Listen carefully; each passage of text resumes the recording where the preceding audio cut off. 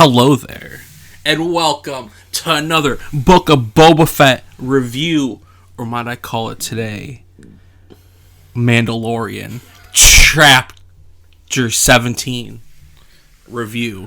Whoa. Joining me today, as always, the Sith Holocron, Naomi. How you doing today? You took the same joke that I was going to make. Yeah. I was going to lean in and say, so what'd you think about this episode of The Mandalorian? Right. I literally messaged your friend James today. I'm like, watch The Mandalorian before you come over. I'm like, oh, wait, no. But I'm like, wait, I gotta do Boba Fett. In my head, I'm like, Mandalorian. I'm like, watch it if you have time. And yeah, that's how much this is. Did he watch it? I don't fucking know. We better have. We're about to go and see him after If not, this. we're gonna watch it later again. Yeah. But yeah, the Book of Boba Fett. I guess it was a Book of Boba Fett, but it was really The Mandalorian. And of course, I'm the Jedi Holocron Tyler. But yeah, what a fucking episode. What a fucking wild ride. This made me make an audible sound like 5 times. Yeah, same. It was like... I have one that you didn't, actually, that I just remembered. Let me guess. Yeah, that one. Yeah, that was a good one. Woo! No, yeah, there's a lot of cool... There are a lot of Easter eggs and little fun things in this episode. A lot of cool, like, ties back to old lore and just, like, pretty much, like... It's weird... We'll probably talk about this a lot, but it's weird that Boba Fett is, like, so short and it feels like we haven't done much, but we spent a whole episode on The Mandalorian. But I'm not complaining, because I loved every second of it. Excuse me, I burped right into the microphone. Yeah, it feels almost like...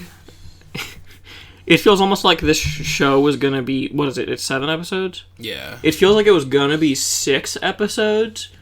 Yeah. Like how Kenobi was gonna be, but then... Is that you? Oh, telling you to wake up? I set an alarm just in case. That's funny as hell. I forgot about that. I literally thought about that when I set the alarm. Make sure I shut it off so when we're recording it doesn't go off. And then it went off.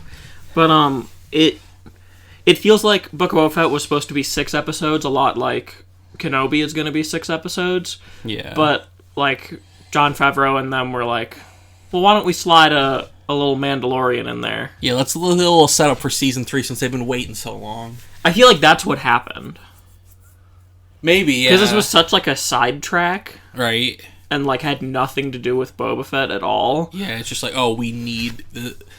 Like, that in the last episode clearly said we're going to go get this guy, but then we get, like, the whole lore of what happened, like, after Grogu, like, what he's been doing in the meantime. And Boba wasn't even in the episode. Right.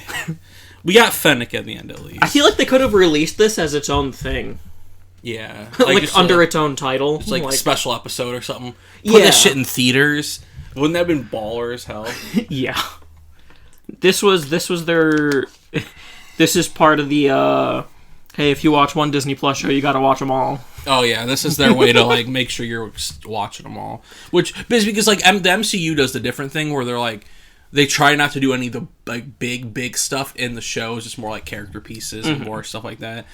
Disney Star Wars is like, nah, you gotta watch all of these. I mean, if you don't watch all of them, you're gonna miss out on a bunch of stuff. Yeah.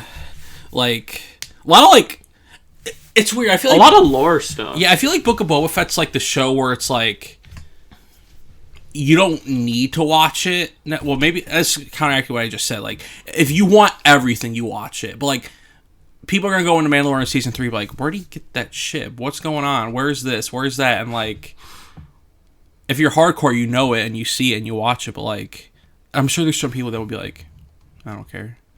I don't know. It's definitely... It's weird, like... It's one of those things where you could skip it because it's like... If you're an average fan, you're like, oh, you got a new ship. Yeah. You don't get the significance. You don't get... Yeah, you don't... It doesn't vibe. It doesn't vibe. You're not like, holy shit, is that the ship? So it's kind of like just a rewarding the hardcore sort of thing. Yeah. Yeah, to me it feels like it was very much the Mandalorian team was like, let's slide a Mandalorian episode in there. Right. So they made it 7 episodes. That's what it feels like to me. Yeah. Also, just an immediate thing to say, can I say that I called it? What? About the Bo-Katan stuff, Mando Season 2, when we were talking about that. What? Called what? Because we were talking about how, like... How she... There were people that were, like... Not, like, upset, but, like, weirded out that, like, she was so weird about the Darksaber when she just took it from Sabine. Mm-hmm. Yeah. I called it. I called it, like, how long ago was Mando Season 2? Year? Oh, so I didn't even call it. Dan called it. Fuck. God damn it. But, yeah, it's... Yeah. This... I feel like they answered questions with that, but they still left us hanging too with all the Bo-Katan and they left us hanging a little bit, but they explained enough for her to make more sense. Yeah, because people were always like, "Why the fuck would she care so much?" She took it from Sabine. It's because the other Mandalorians didn't respect her. Well, some did. Some did. Obviously, not the hardcore, not the Death Watch people. Yeah, we're very like the ones we meet in this episode, or we know, not me, but like you know what I mean. But like they're very meet again. They're very religious zealoty, as in like they're hardcore to them. They're Death Watch, which is funny because Bo-Katan used to be the right hand of Death Watch. Yeah. But I think these are the people who, like, stayed with Maul. Yeah. Sort of Death Watch, and not the Bo-Katan splinter Death Watch. Mm-hmm. Watch Clone Wars.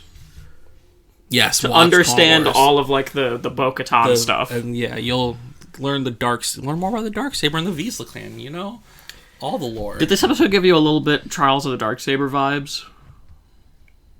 Not like emotionally, not but emotionally, just how they were talking about it. Yeah, they were talking about it in very similar ways. Yeah, they were like introducing the lore again, like that, and the weight of the blade. The weight of the blade, and you really like learn because that scene is very much like you learn the weight of the blade and the weight of how much they actually care about their religion. Like you knew they were like very hardcore, but then they're like, "You took your helmet off?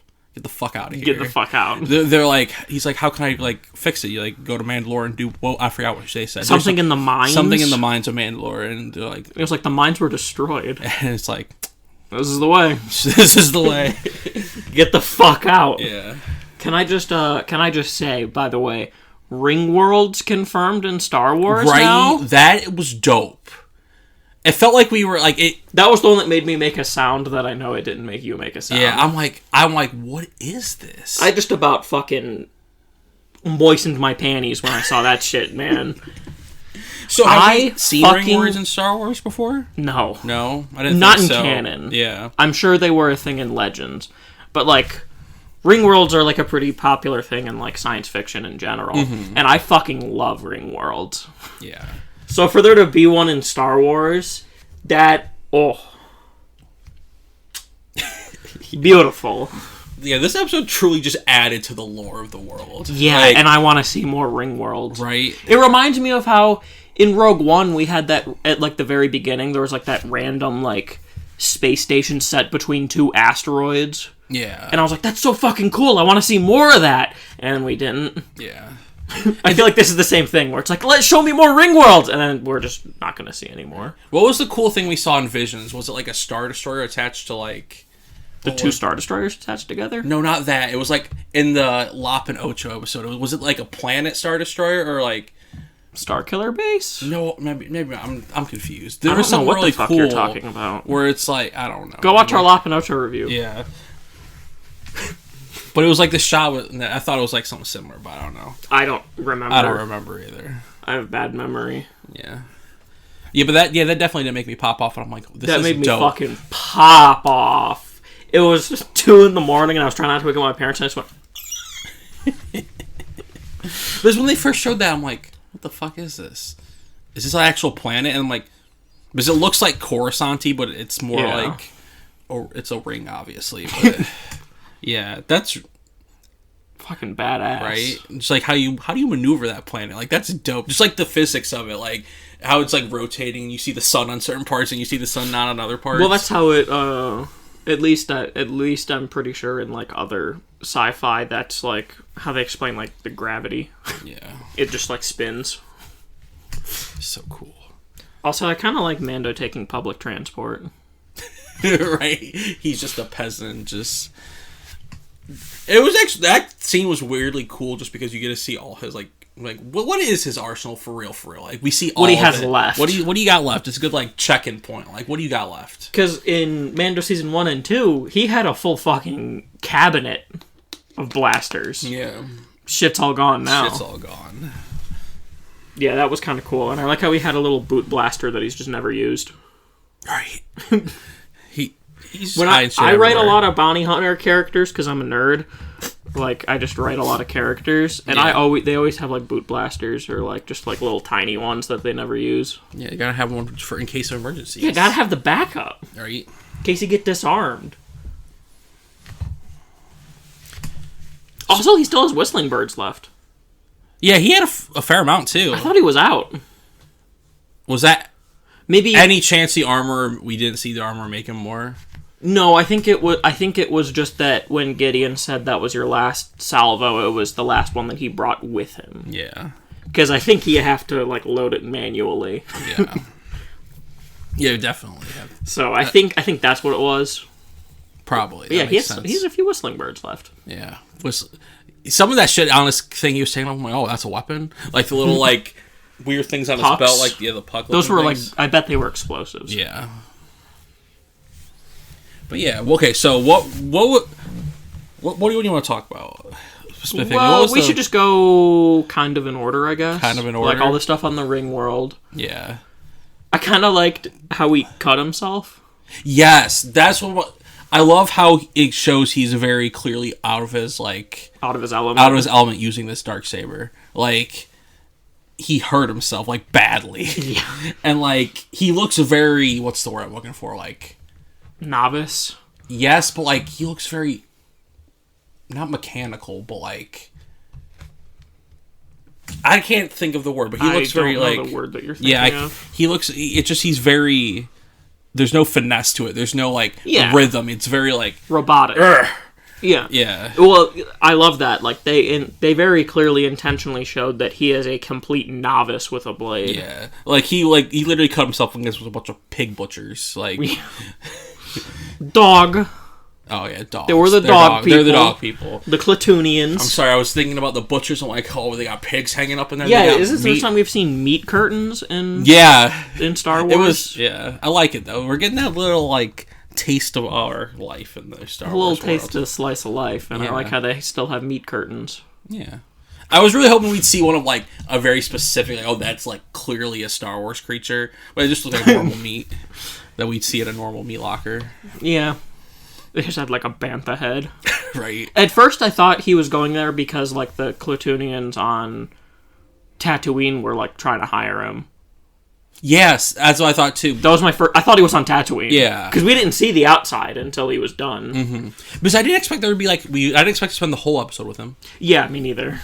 I thought that like the bit where he kills the guy and slices himself, I thought that was going to be like the whole thing of him, and then title card, and then it goes back to Tatooine with Boba and them. Yeah. That's what I was predicting as soon as that scene started, and then it went back to Mando, and I was like, what?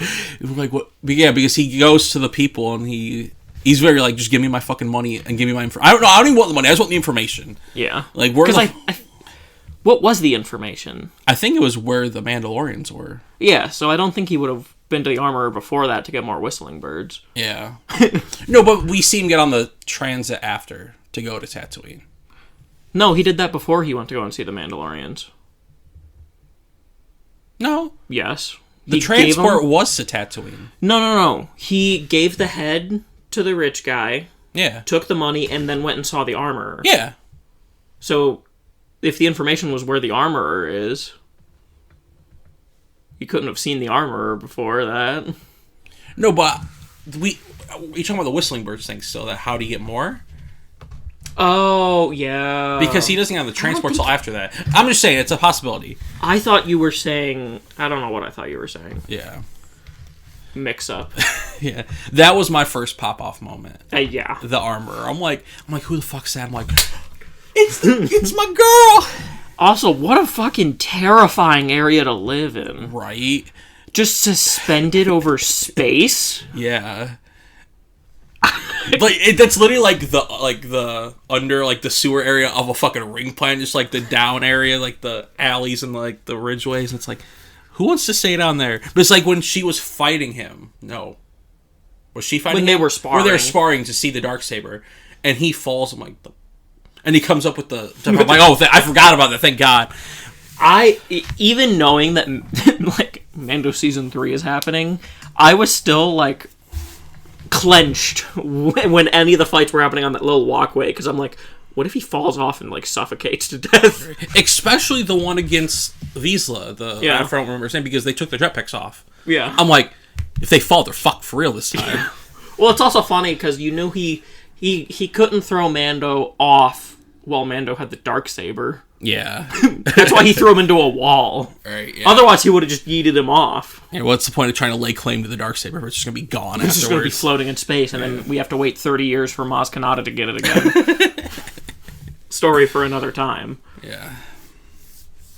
I really like the, I like that they melted down the Beskar staff, honestly. Yeah. I like that's, like, very, like, they're like, Mandalorians, we don't use Beskar for weaponry. Yeah. And obviously it's a Darksaber now, so he don't need it. But we know one day he probably won't have the Darksaber, so it's interesting to... It is kind of funny, like... He'll be able to go back to his roots once he loses the Darksaber and stuff like that. Speak up a little. Yeah. He could have, like...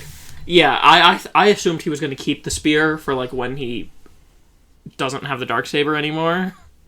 But I guess also, he's not really a melee weapon kind of guy. No, we could tell he has much melee experience. Well, his melee experience is a knife. Yeah. Like, he's pretty good with a knife. Yeah, that's how he got Vizsla in the fight. He Yeah. pulled out the knife. With his little vibro knife. Yeah. I like how they just kind of look like dildos. The way that they, like, sway around and are, like, vibrating, it just makes me think of sex toys. Yeah. But painful. Multi-purpose, you know? Painful. Won't break through the Beskar. Oh, that's what Mandalorians use. After they slice that shit up. After they Beskar up their private parts. pussy? Yeah.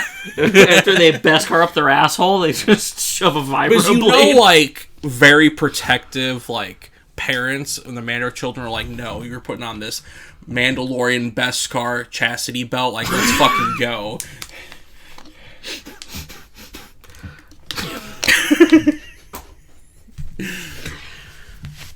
Disney, give us a story about the Mandalorian children with Beskar chastity belts. Oh, Lord, yeah. But yeah. Also, I forgot that Vizsla guy was a fucking unit. Yeah, he's a fucking He's a huge. tank right there. I feel like we didn't see him and Mando next to each other that much until now. Yeah. Or I just forgot because it was like 2 years ago. God! This man is a brick shit house. Yeah. You think like Mando, like most Mandalorians are bigger. They seem like they're bred different. They're country boys. A little bit they're built like different. They're from the South, you know. They're big boys. Like, and yeah, that dude's a fucking unit. He's the beefcake of the beefcakes. Yeah, yeah, that's fair. Yeah, he was a fucking big boy.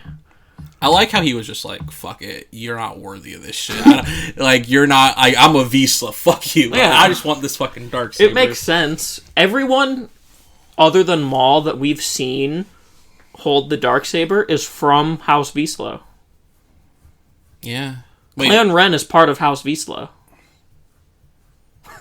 You mean Clan Kryze? Bo-Katan. And, well, she's, no, actually, no, you're right, she isn't. Yeah. But all the others. Yeah. So the two others. Because Sabine and Pre Vizsla are both part of Clan Vizsla. Yeah. So we've mostly seen it in Vizsla hands then. Yeah. We're in a new era now. We need the Jaren clan to take over. The new clan. The Jedi Mandalorian clan. Let's fucking go. What is the name? Is the Kryze clan... Are they part of, like, how... Oh, no. Kryze is their house name. Like Vizsla. Yeah, Bo-Katan Kryze.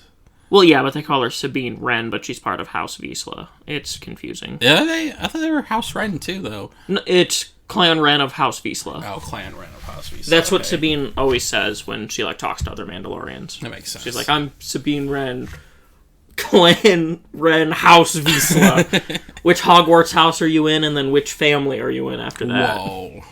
That's fair.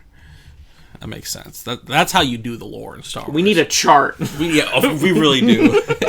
To be fair, we don't know that many other Mandalorian families. One day. Well, we know of at least one other. The Djarans. Yes. Also, well, is he?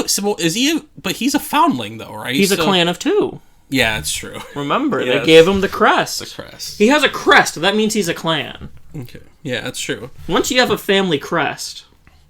What do you think he made Grogu? It looked like little, like, chains. Like, we saw, like, little chain parts fall. Is it like a necklace? Maybe. Or like a pendant or something? Doesn't he give it a pendant in season 2, though? Or something similar? I don't remember. Because I have Funko Pops of him with, like, a pendant. At first I thought it was going to be a helmet. That would be dope. I would, like, or a little, but also it wouldn't make sense to make him a full suit of armor when he's this small. Yeah. Because, I mean... They don't get much bigger. But they do get bigger. Yeah. And it'll be hard, like, I mean...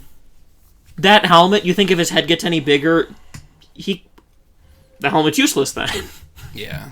With the big fucking ears, you can't put that shit on if it's too small. And also, not enough Beskar in the spear for that.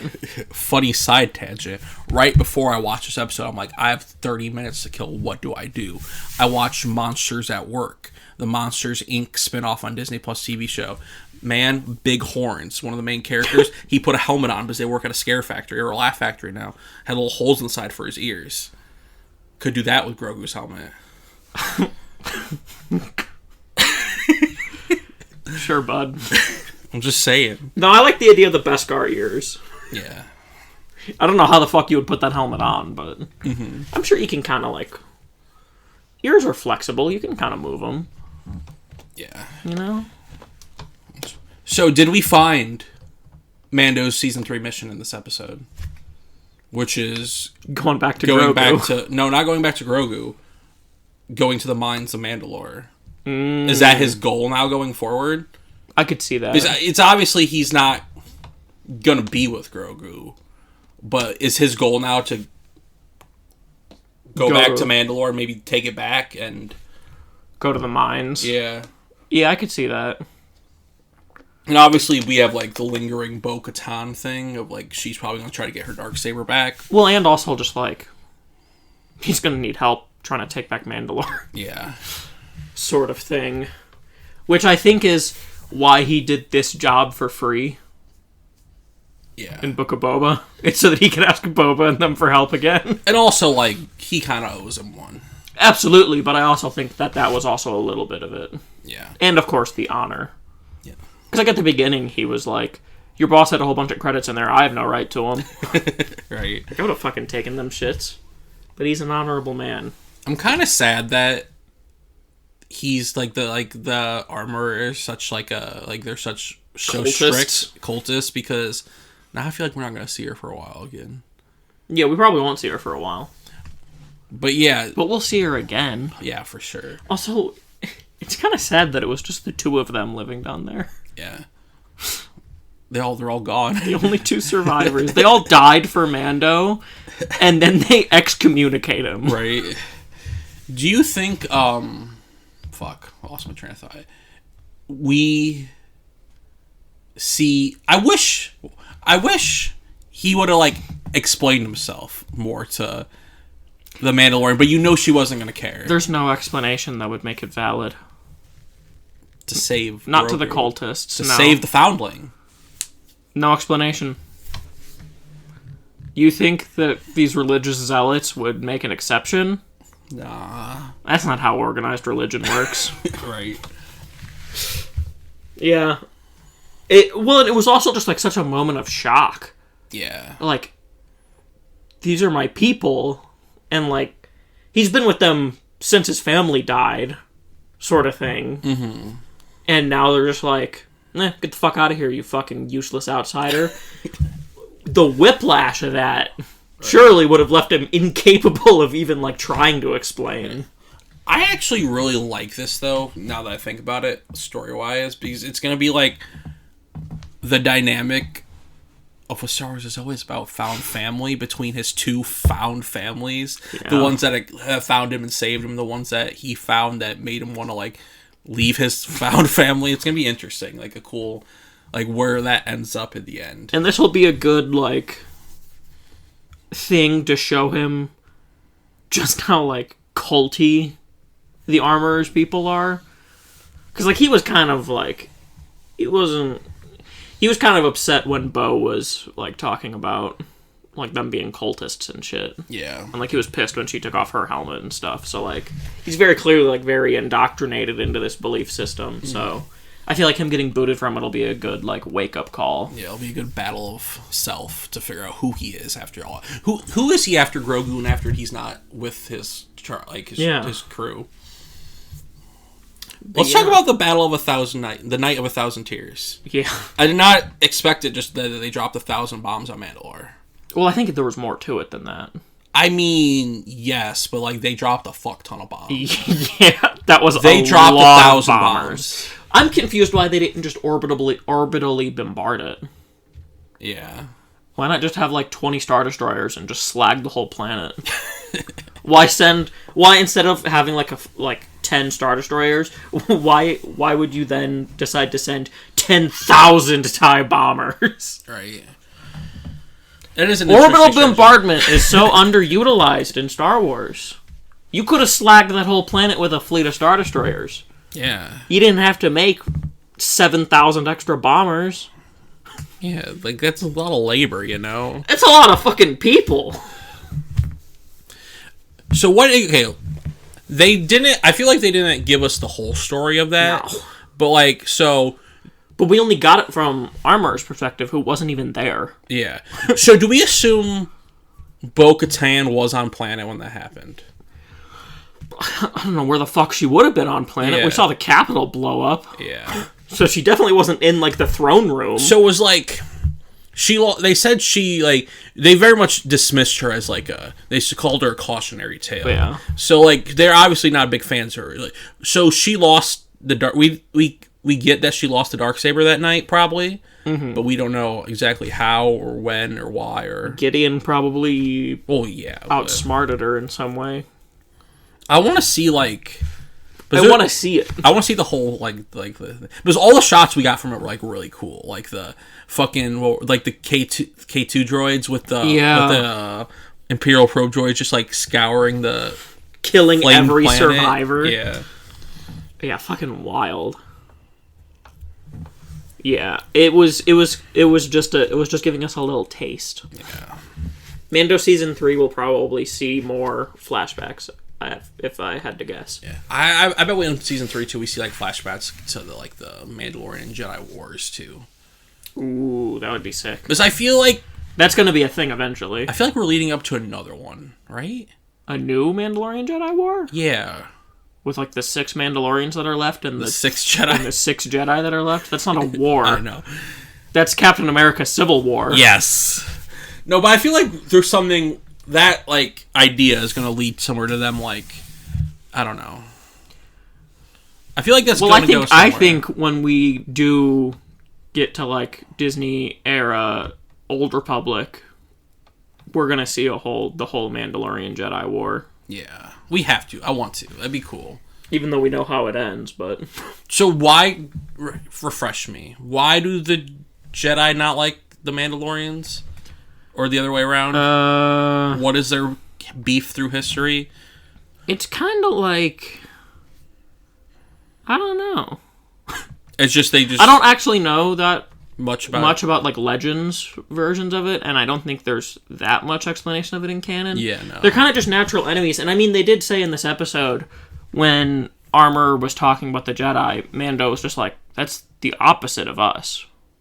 Yeah. Like, no attachment, we're all about family and clans and stuff. Mm-hmm. So I could see maybe that being part of it. Yeah. Also, maybe the Mandalorians just don't like cultists abducting children. That makes sense, too. That could be a thing. Maybe they tried to take Mandalorian children, and the Mandalorians were like, fuck out of here. Right. We know the Mandalorians don't take much to go to war. Yeah. They're very proud people. As Sabine says, there was like 1 million fucking civil wars on their planet. Yeah. They do not need a reason to fight. It could even be like a Trandoshan thing, where it's like, these Jedi are badass. I gotta kill them! Right. Yeah, I can definitely see it being like an honor thing. Like, I want to be better than these people. But I do think child abduction has something to do with it. Yeah. You know, bound to make a couple people a little upset. That's true, because like he was so adamant on returning the child Grogu to where he's supposed to go. Yeah. And they're like, no. And just to learn that the Jedi are like the polar opposites. Yeah. This episode made one thing I had. Here, actually, let's talk about before we get to like the ship and all that stuff. Let's talk about the very end. Okay. With like Fennec? Yeah. He says something that confuses me timeline wise. And that is, I gotta go see the child before. Yeah. So, does the war happen in season... in Boba Fett this season? The crime war? No. Yeah, it's definitely not happening. I don't think it's happening. Because, like, you assume he's going to leave to go see Grogu. Yeah. And then, what are we just going to get 2 more episodes of them, like, recruiting? Well, we're going to have, like I said before, he's going to fight, like, the Pikes, and then it's going to be revealed that Qi'ra's actually the one in charge. Yeah. And that's, like, the end of the season. But that's so weird, because we're going to get season 3 of Mando. Yeah, well, that's what... Wait, are they setting up wherever he's going to see Grogu is just season 3 of Mando? That's why I said that I thought that was what season 3 was going to be. Fuck. So, well, that's weird. It's going to be... Season 3 is going to be what he does before he comes back to see Boba and help with and Book of Boba season 2 will be after Mando season 3. That's wild. And then Mando season 4 will be after that. These 2 shows are so, like, intertwined, like, specifically.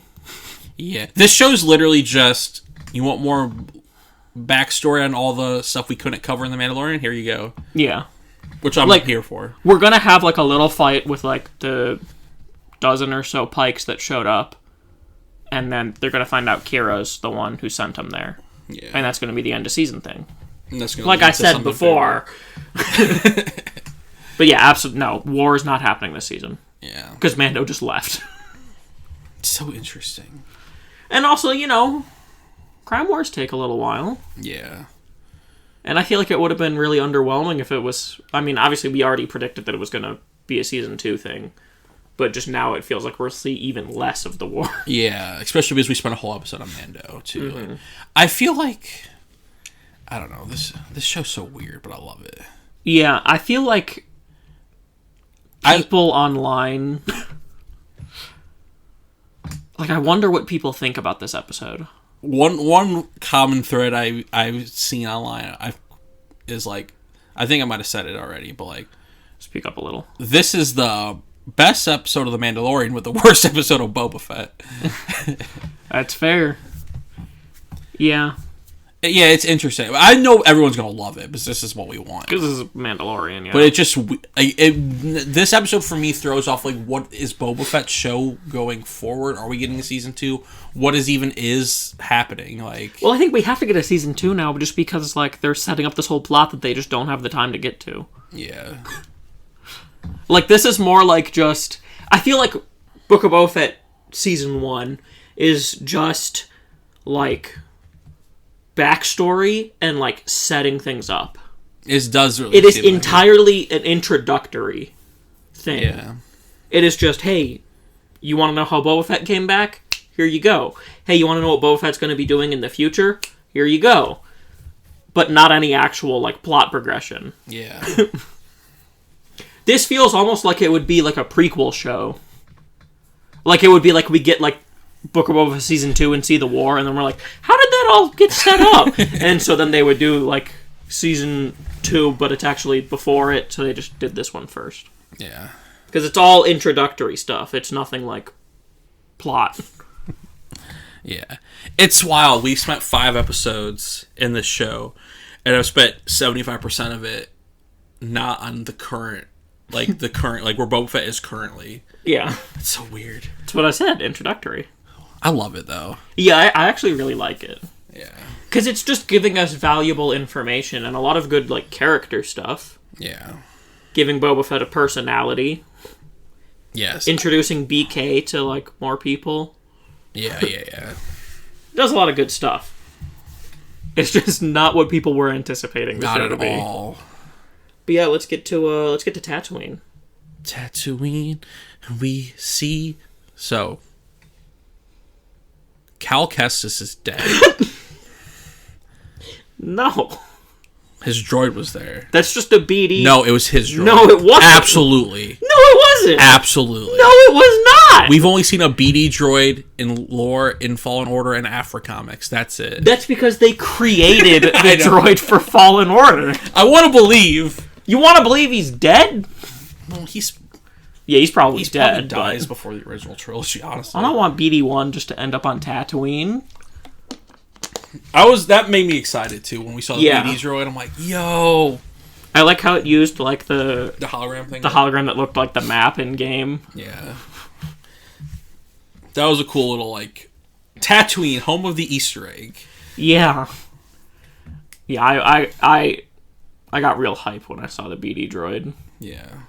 My first instant thought was, is Cal gonna be here? You're right. Like adult, like way older Cal is just there. Or like, what if like we see someone walk out of like the cantina and it's greasy money? That would be fucking epic. But yeah, it's just a BD droid. I like how it also broke its scomp link, like what happens in the game. Yeah. Them shits because it is the same one. But no, them shits have really frail scomp links, I think. Yeah. The same leg always gets broken. So, okay, they're BD droids, right? The one from Fallen Order is BD-1. Is that the first BD droid? BD-1. They never explain how the droids are numbered the way they are. We've seen like 100 R5s. Okay. Like, I don't think it means anything. But it's like, I know some of them like specific, like, there's C-3PO and then there's the one from the Afro comics, C whatever, blah, blah, blah. Like, like 000 or something. Well, yeah, they all have different names, but I don't think we've ever gotten an explanation of why they're named what they're named. Yeah. I mean, realistically, it's just what they thought sounded the best. Yeah. But, like, lore-wise, I have no fucking idea. Mm-hmm. I think it could mean that he was a BD-class droid first generation. Probably, yeah. So, like, it was more broad. Because it was also, whatever the fuck that Jedi Master's name was in that game. The dead guy. I don't remember. Who owned BD-1 before Cal. Like, it was an older guy, and he had BD-1, so, like, could have been, like, the first generation of BD droid since it was so long ago. The BD droid did look pretty old. So that'd be my idea? Yeah. Also, you know what made me pop off? The Naboo N1 Starfighter. My first instant thought when I saw, like, it under, like, the sheets, I was like, is that a fucking pod racer?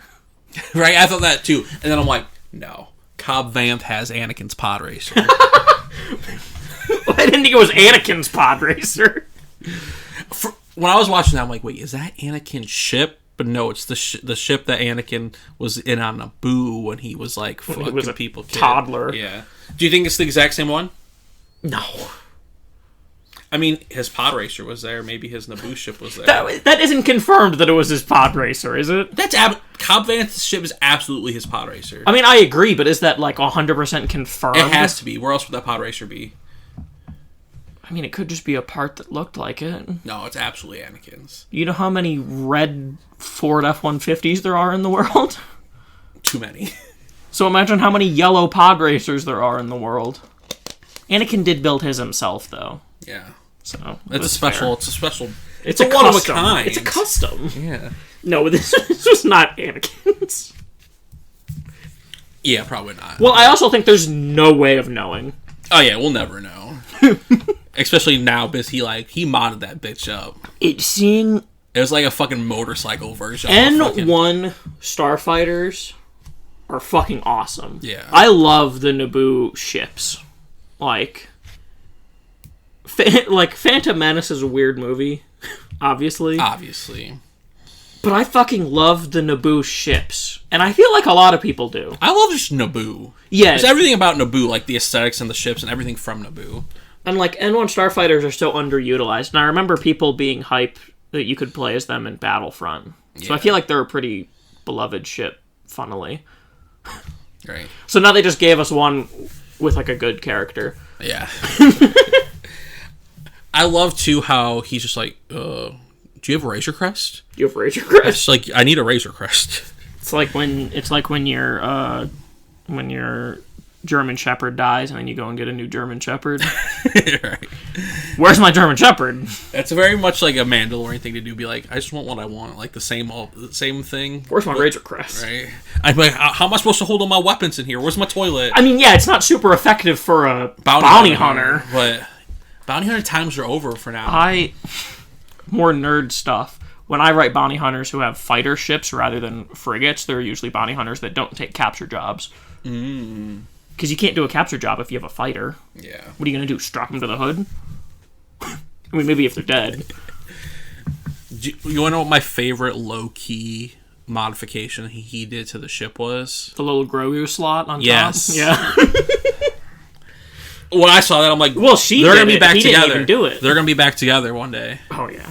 Well, like, you literally have a slot just for Grogu. You're like, we don't need astromech. We need somewhere for Grogu to sit in the future. Well, and he didn't even do that. She did that. Yeah, she knows. She knows. Which I also love how he's just like, what'd you do with the astromech port? It's just a little Grogu spot. Yeah. Better not have any controls in there. Nah. Because if he starts fucking with controls in there, Mando can't stop him. Yeah. They be fucked. Yeah, I love that, the little Grogu slot. It looks like such a tight fit. Yeah. It looks so uncomfortable, like, just, like, squished in there. With all that armor on and shit. Yeah, I mean, I guess the only person we saw fly it was Annie, who was a child. Yeah. But, like, God, it looked so small in there. I do like, obviously, the control panels were completely accurate. Yeah. Big fan of that. Yeah. And I just love how it looks, how it's, like, I love the N1 Starfighter, and I love that his is, like, a souped up, like, feels like a post-apocalyptic N1. Right. It felt like, yeah, very souped up. It felt like, what if, like, we're gonna, it's like, what would the Fast and Furious people do with their cars? He did that with his Starship. Like, we gotta get the engine, we gotta get the, were there, like, new guns on the front? Or were those always there? Those were new guns. New guns? I'm like, this, whatever, what was the thing on the top that he was like, where'd you get this? That was like an engine. Yeah. Excuse me. It's like taking your sedan and putting an engine that just doesn't belong in it. Putting in like a fucking supercar engine. Yeah. And they make it very clear that that engine is not supposed to be there. Yeah. Also, he went through Beggar's Canyon. That gave me chills. Him flying around. When he goes up and the music starts to swell, and I'm like, that was one of the coolest moments of the episode. Yeah. But yeah, it was just like Anakin when he flew through the... Yeah, it was so... Yeah, that was so awesome. Yeah. And I love how, like... Even he, when he was, like, messing with the chip controls, he was like, fuck, this thing's fast! They're setting up that this thing can outrun, like, most ships. Yeah. It's, like, the fastest thing. So fast he got pulled over by the cops. So fast he got pulled over by the cops. Art imitates life, you know. I got pulled over by the cops. Mando got pulled over by the cops for going too fast. It's life. Are you saying that you're Din Djarin? Nah. Good. But I love how he's like, are you the one from... Well, he references the planet, and he's like, The spider planet, and he's just like, nitrous button. The nitrous, yes. That's what it was. It was. That was a racing movie nitrous button thing. And I love how there's like, I don't want to do the paperwork, just fuck it, who cares? Just give him a fucking warning. I was hoping we see Dave Filoni again, but we didn't see Dave Filoni. Yeah, it was the one. It was guy, a new kid, but it was a different kid. Yeah, and the new kid was flying a blue X-wing, like the New Republic colored one, rather than the Rebellion colored one. I like that. I have a pipe dream theory. Okay. I love his new ship, but it's boring colored.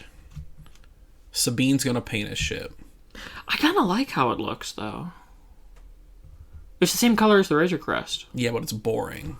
But I like how it still had, like, the little bit of yellow. Yeah. Like, it had, like, the yellow almost looking like racing stripes. Yeah. Like, I honestly, I fuck with it. Nah, you tell me you take a yellow ship and strip it down to just gray, you're like, that's cooler than a yellow fucking starfighter. Yellow's not Mando's vibe. Well, he is a child now. I'm going off of what his vibe is. Oh yeah, it's very much fits his vibe, and I like that. But I think Sabine's gonna paint a ship. I mean, I would like that, but I also kind of really like how it looks. Like I said, it looks like a post-apocalyptic ship. It looks like. I mean, they're on a post-apocalyptic planet, Tatooine. Exactly. It's terrible there. Like, there's no water. It like aesthetically reminds me of like cars in like Borderlands, where it's like kind of just like jury rigged and like it's like kind of shitty looking, like a lot of parts that don't fit and like it's not like, but it's OP as hell. Right. It's got 2 giant guns on the front of it. But if you're gonna rule Mandalore, you have a cool looking ship. Mandalorians had gray ships. Yeah. Well, when you're the new Jedi Mandalorian tribe that's gonna take over the world, him and Grogu and Sabine. I will only accept a paint job if Sabine does it. Because I like how it looks now, but I'll accept it if Sabine does it. I almost thought Sabine was going to be in the episode for a minute. Really? When? At what point? Because I misinterpreted what they said with like the armor in them, where he was like, "There's 3 of us." I didn't realize that they were counting Mando in that. Oh yeah. And I was like, "Who's the 3rd?" But then I thought about it for another quarter of a second, and I was like, "Wait, Sabine never wears her helmet." Yeah, they don't get along. She wears her helmet the least out of anyone. Yeah. But I had that little moment where I was like, is Sabine going to be in this? One day. Mandalorian Season 4. I'm like, yeah, one day. Mando needs, like, a space station home. He needs, like, a hideout. Like, a ship house? Well, no, now that he doesn't live on a ship anymore. Oh, yeah. He needs a home. I want to see, like, Mando get, like, a base, like a home. Him and Grogu, it's going to be Grogu's room at the Luke's Jedi Academy. I still want random deep cut from one random episode of Clone Wars. Cad Bane had like a little hideout like in an asteroid field, and we only saw it once. And like, I want to see bounty hunters that have like little secret homes throughout the galaxy. Yeah, that'd be fucking cool. And also, you gotta have somewhere for Grogu to rest. As long as Mando's concerned, home is wherever Grogu is. I mean, yes.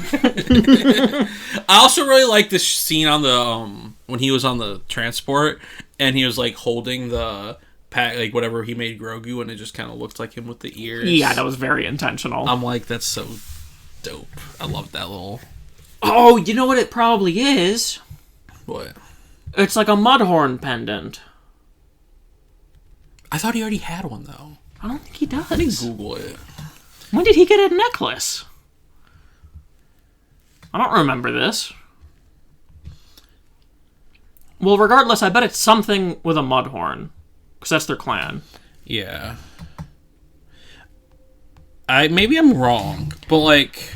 I don't remember him having a necklace. Boom, boom, boom, boom, boom, boom. Maybe I'm crazy. But yeah. God, this just makes me... The only thing I hate about this episode was, like, give me Mandalorian Season 3 right now. That was the goal. Like, I don't care whatever... I care less about this Boba Fett story now because of this. But we're gonna see Mando in it, so that's what really matters. You know? You do realize that was the goal of this episode, right? To what? Mando Season 3 hype? I don't think we need... Like, they need to do that, though, for us to get hype for Mando. Not for us. No, for, like... Most people, like... Mando's, like... I'm aware. I'm just saying, like... The hotness. Like, more people care about Mando than they care about anything else. No, but I'm saying that this was, like... their way of sating people over and get them more impatient for it. Yeah. You know? And, like, get more theorizing going. Get, like, the talk going again, you know? Yeah. Everybody already had their post-Mando Season 2 theory crafting and discussions and everything. This is them reigniting that. Yeah. Imagine us doing, theories for Boba Fett. Like, shit, we were wrong. Yeah. I don't even remember what we said, but we were wrong. We'll be predicting Mando season 2, or not Mando, Boba season 2. See, this is why I thought Grogu has a pendant, because there's a Funko Pop of him with the Mandalorian pendant. Oh, when did he get that? I don't know if he got it or not in the show, but there's a Funko Pop with it. Is that a spoiler? Is that what he's gonna get? No, this came out like season 1 or season 2. Yeah, they knew well ahead of time, right? But that's not the Mudhorn one either. No, that's just that's the like overall Mandalorian symbol. Leave it in the comments if you know where that came from. I should rewatch Mandalorian because I don't remember. Shit, if it's not, I see a rewatch in our feature. Oh, absolutely. Well, definitely before season 3. Yeah, I was just so nice to see the armor again. I love her. I love her so much, even though she's a religious zealot. Yeah, well, yeah. I get it though. This is the way. Like, they said it like 5 times. Like, yeah, this is the way. Like, it's not the way, but when you say it, I believe you. And that's how cults happen, yeah, ladies and gentlemen. Just catchy catchphrases. I like the idea. I was going to say people simping, but... Yeah, I like the idea of this leading to, like, a inner Mandalorian war with, like, the Zealots versus, like, Sabine and, like, the Bo-Katans of the world, with Din just stuck in the middle with Grogu, like... But with ties to both worlds, like, his family that found him and gave him, like, a future and a life versus... Better people, better future, less, like, you know, like... Yeah. It's gonna be interesting. Yeah, I mean, I wouldn't call it a war. I mean, if we're calling what's going on Tatooine a war, we can call that a war. Well, that's different because on Tatooine, at least one of the sides has a big force. I mean, yeah, that's fair. With the Mandalorian, it would be like a 3v6, and that's it. No, we'll build them out, like... Nah. There are more of those religious zealots somewhere, like... Nah. I bet we find some people hidden away, like... Yeah, probably. On Mandalore, that's like... We'll find them, and it'll be like them walking out of the vault and fall out, and be like, whoa, there's shit, like, we hid here and didn't know if we could ever come out. I like how also, the armor said that they were on Concordia. That's where, what's his fucking name? In Rebels. The other Mandalorian in Rebels. Fen Rao? Fen Rao, yeah. That's where Fen Rao was. Nice. He was on, because Concordia was where, like, the Protectors lived. That's the ring planet? No, that's, like, the moon that's, like, exploded. Oh, that's the place where Fen Rao was in Rebels. Okay. In the flashback that is. No, that was Mandalore. That was Mandalore, okay. Concordia is the moon of Mandalore. Okay. That is exploded. And the armorer said that during the Night of 1,000 Tears, she was on Concordia, not on Mandalore. Yeah, okay. And I like that, because we've heard of Concordia before. Yeah. I love Fen Rao.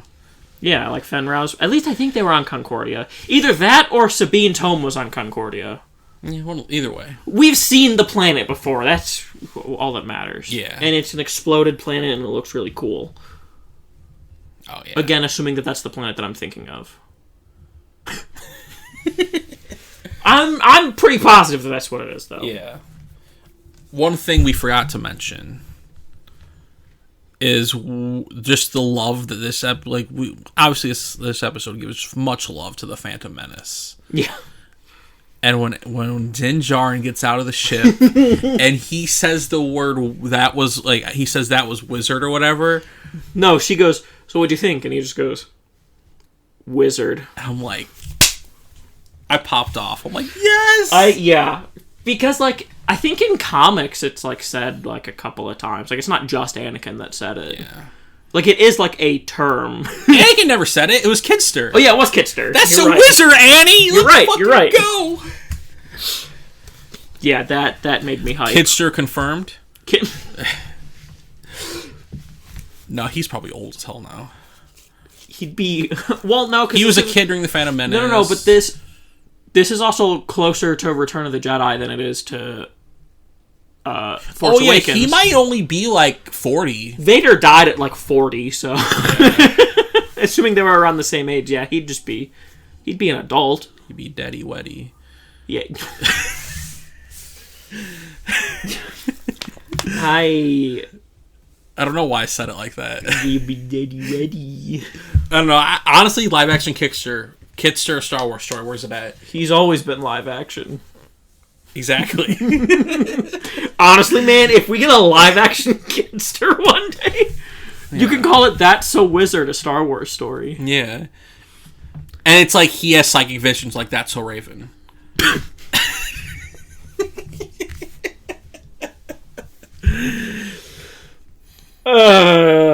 Yeah, but his new ship's fire as hell. Yeah, it's fucking fire. And the only thing we disagree on is I would love a paint job on it. I'm saying that if Sabine does it, I will accept a paint job on it. Like, what if he needs to put his crest on it? Like, wouldn't that be dope? I would accept that. But now, in the public, real-life zeitgeist, we need to start saying wizard. Oh, absolutely. I've been petitioning for that for years. Yeah. But no one cares about Phantom Menace. Yeah, it's hard to. So, like, I've been in support of using the term wizard as an expletive for years. So everybody out there, inject the word wizard into your daily vocabulary. If you do anything today, is use wizard to describe something cool. Yeah. Wizard is essentially like saying something's badass. Yeah. Fucking wizard. It's fucking wizard, man. We're gonna go see a movie later. And when I walk out of the movie, if I like it, I'm gonna be like, y'all, that shit was wizard as fuck. I'm gonna hold you to that. Yeah. Do it. Yeah. I'm not afraid. I'll probably forget, but... Yeah. But yeah. I feel like we covered a lot. Yeah. Do you have anything else you want to talk about before we end the show? Not really. Yeah. I'm excited for next week. Yeah. Because the King's back next week. I know the King came back this week. It was Chapter 5, Return of the King, The Mandalorian. But yes. Episode 6, Return of the King, Dave Filoni, directing the next episode. I had no idea what you were, like, what bit you were trying to set up there. Yeah. Dave Filoni, the King, he's directing the next episode, so I'm excited. Yeah. He directs good episodes. Also, shout out to the director of this episode, Bryce Dallas Howard. Like, you directed, like, 3 episodes of Mandalorian now, including this one. Yes. And, like, they all mostly fire. Don't most people not like the Dave Filoni episodes of Mandalorian? He did the Ahsoka episode. Yeah, wasn't there, like, people didn't like that episode Yeah, as much. because people are weird. That's a different conversation. And she... Oh, no, I'm talking about the girl, but never mind. Yeah, he did that in the one bad episode in episode season 1. It wasn't bad. Well, yeah. Well, it's better now that we know that, like, we get a little backstory of Boba seeing the thing. This is cool. Yeah, and just, like... The problem was with the kid. The kid sucked. Yeah, the kid sucked, but, like, Fennec... Yeah. That was where she was introduced. Yeah. Like, it wasn't... I don't think it was a bad episode. Yeah. It was the worst of the season, but... Yeah, but when the show's so fucking good that isn't really an insult. The Bryce Dallas Howard directed episode 4 of season 1, the cartoon one, when they're on the planet with, that was the best way to describe it. I know she sucks. Unfortunate. But the one with, where they're on, like, the jungle planet with, where he meets his future wife, yeah. That was a good episode. And then she directed the Bo-Katan episode of season 2, episode 3. Also a good episode. With the frog people. Yeah, she's a good... One of the best Mandalorian directors. Let's fucking go. I can agree with that. I don't know directors, but I can agree with that. She's also in Jurassic World. The redhead girl. Oh. And she's Gwen Stacy in the Sam Raimi Spider-Man movies. We watched that, like, 3 weeks ago, and I don't remember. Yeah. Because we remember the good Gwen Stacy. Yeah. Emma the Stone. dead one. That was her cracking her neck. Alright, but that's it for this video. Yeah, tell us what you thought. Like, subscribe, comment, share with your friends. If you enjoyed this podcast. And where do you... Tell us in the comments, where the fuck's this season going? Because I don't know now. Please, someone say something. And also, official tally vote. 1-0 in the predictions so far for the bragging rights bet we made last week. True. There's still time, though. I have hope. Yeah. But yeah. Until next time. Have a wizard day!